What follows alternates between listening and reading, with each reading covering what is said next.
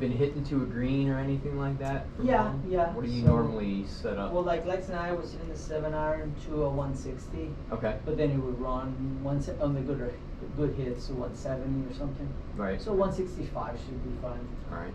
Give us a little bit of depth there To not just, swimming full swing. Yeah. Yeah.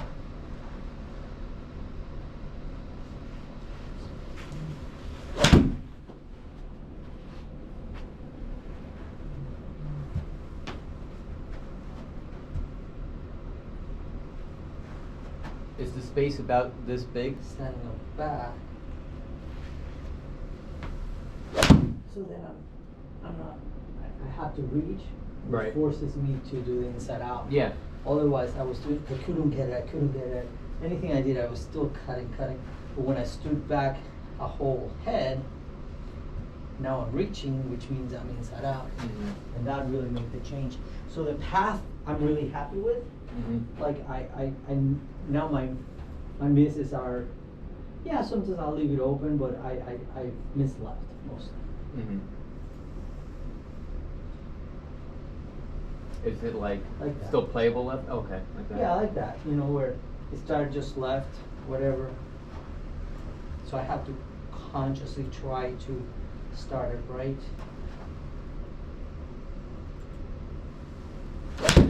That's a solid little finger.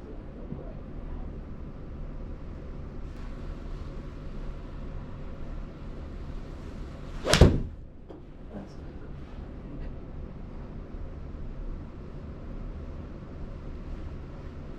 Pretty good hit there.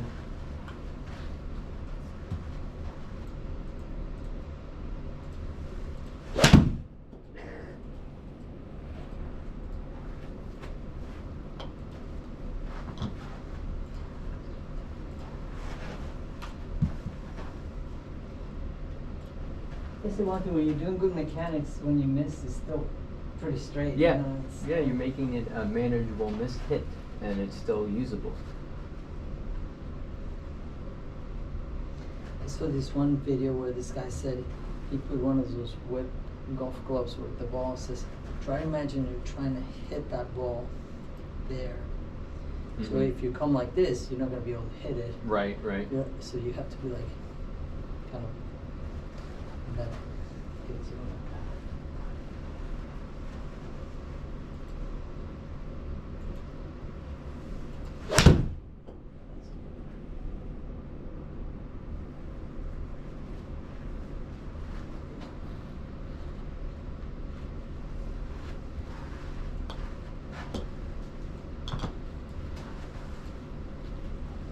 Would you say that that push like that, and then with it doing a little cut, maybe 10-15 yards to the right of the target line, is pretty much a standard there, and then you see a pull that kind of draws a little bit there? So with my shorter clubs, it almost always a pull or a little left.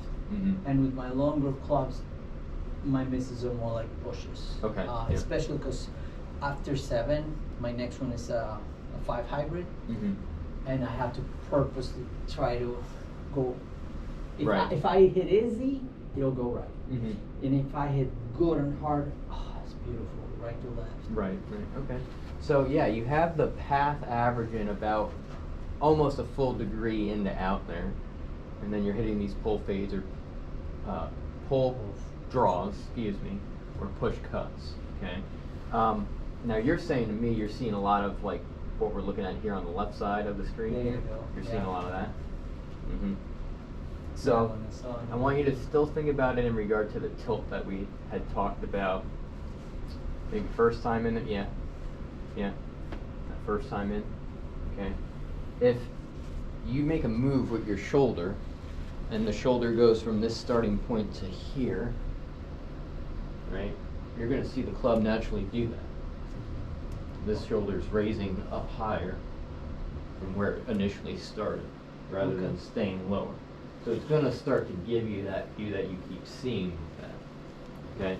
Now, when you're looking here, I would say that we need a little bit more of this lead arm being angled more inward, closer towards your belt buckle or your belly button. That angle of the shoulder is definitely more tilted down towards the ground. 20s, higher 20s would be really good to see. 24, 25, 26, 27, 28, somewhere in there.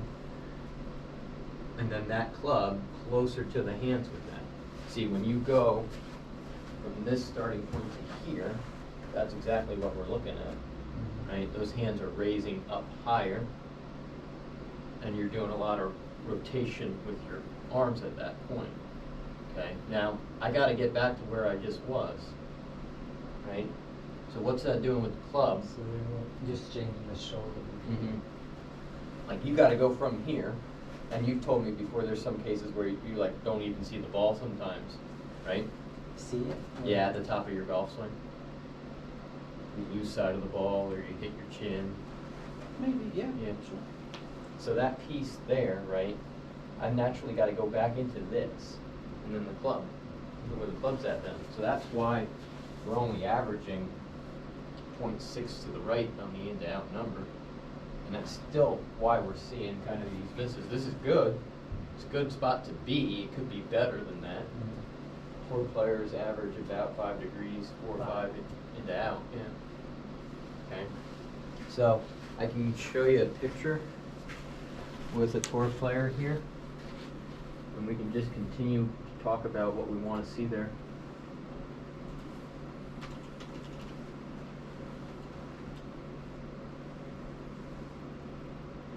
Take a look at these reference lines here,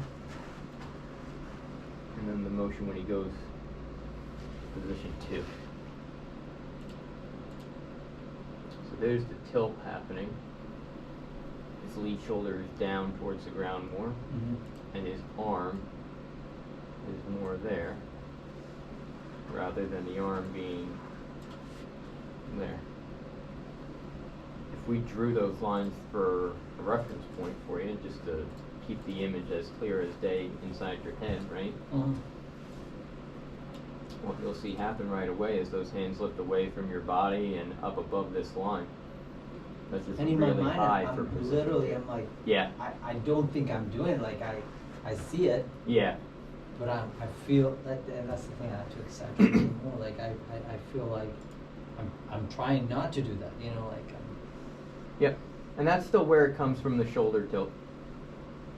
You know, like I was saying, if 24 to 28 is where I'd want to see it today, you'd have to just double the amount of shoulder tilt. Really, 24 degrees is what we're looking for. And that's shoulder down. Yeah. To the ground. Yep, shoulder down towards the ground. You can even look at the height of the club here, right? Take all this jazz away for a second, but the height of the shaft of the club, or the club head even, is above your waist already. That should be staying very low to the ground. Yeah.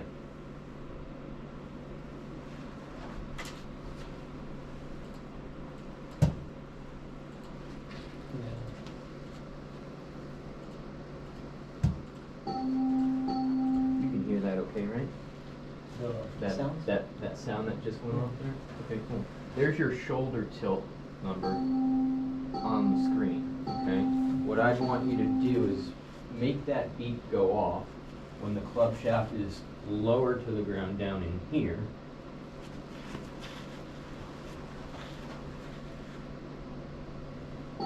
Yeah, there you go. Do that one more time. Good. You're getting the club shaft to do that because the shoulder is tilting more down towards the ground. Right? The club can automatically start to go on this angle rather than the hands and forearms lifting up, because we're taking the shoulder to the chin. Instead of taking the shoulder up into the chin, take it more down towards the ground between you and the golf ball.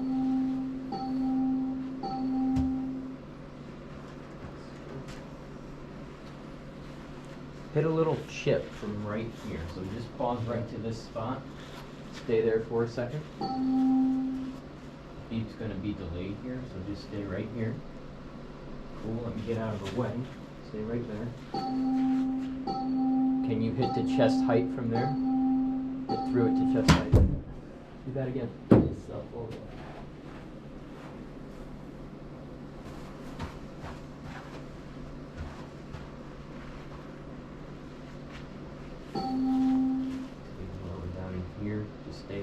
second. That beep is purposely delayed, so yep, there you go. And then just swing the chest height and you're followed. Like Yeah. for all my full stuff.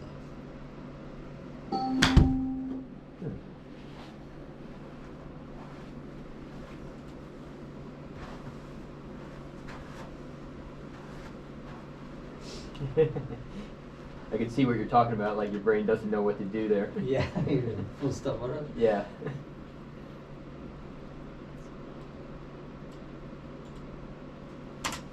One more time.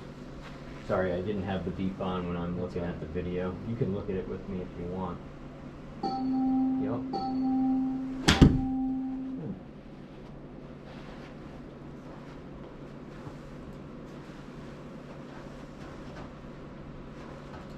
So take a look with me here just real quickly.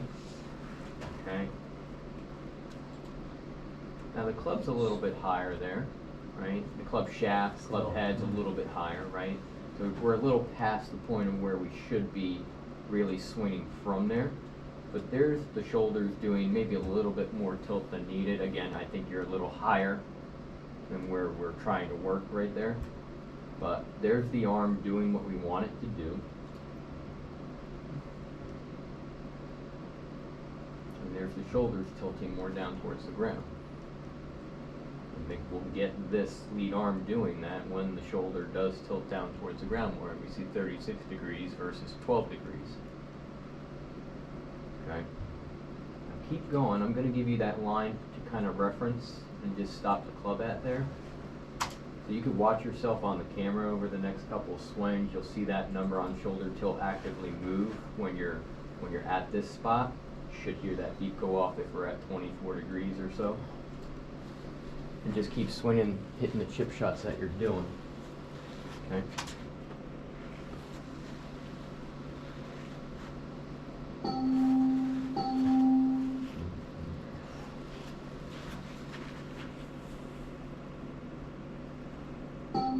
Yep. Good.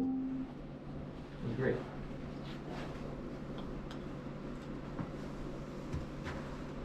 We'll take that.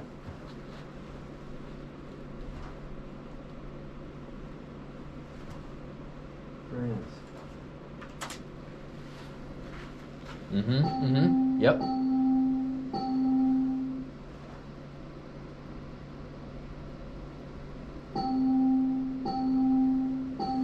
Nice.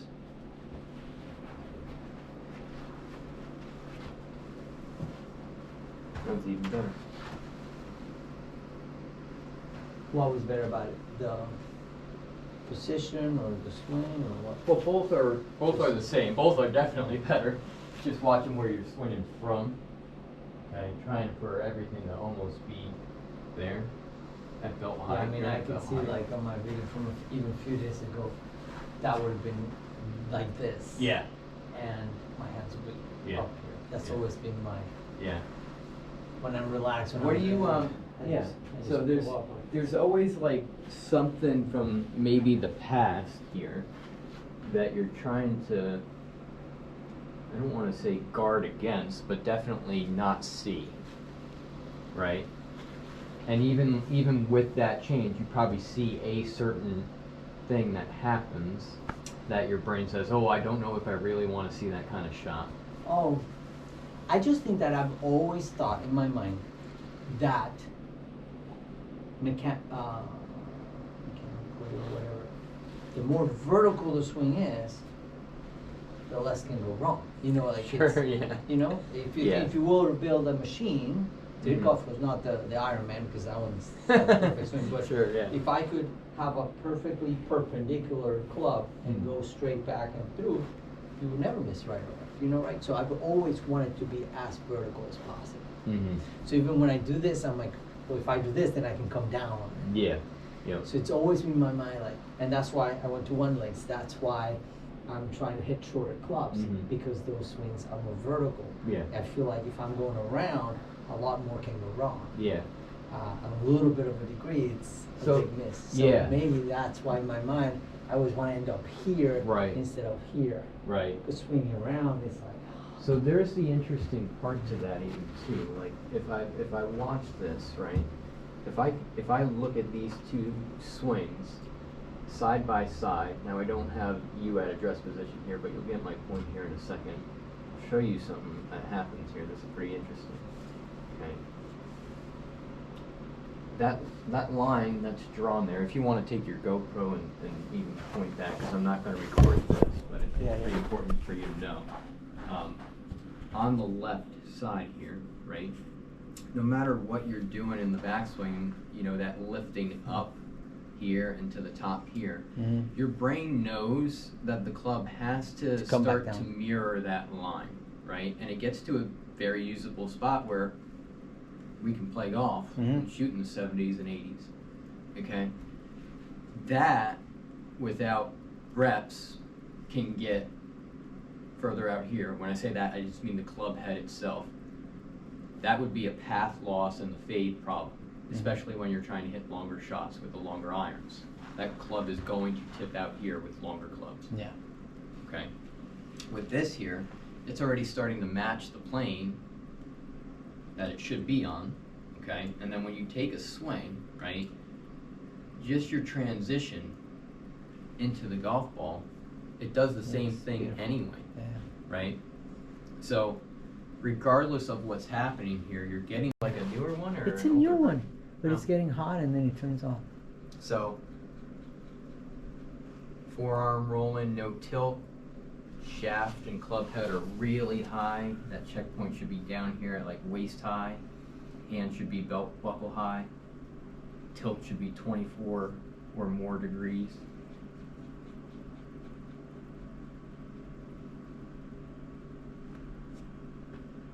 There you go. Hands and arm are angled in, shoulders tilted a little bit more than what it should be there. That's perfectly fine. It's a wacky swing. Yeah, right? All right, I can have that swing thought for a Look at where it went, right? It went back to that same spot. That's downswing? Yep. It went back to the same spot. That's pretty solid right there. Okay, now I'm gonna, again, my point, that's like the most spot on takeaway there. Nice. Club and hands are lining up better. Club still in front of the hands. Shoulders tilting. Arms angled in. And then on the down, right? On the down, it's getting right back to that same spot again here. Pretty good. All right, I can Pretty good. work on that. I got some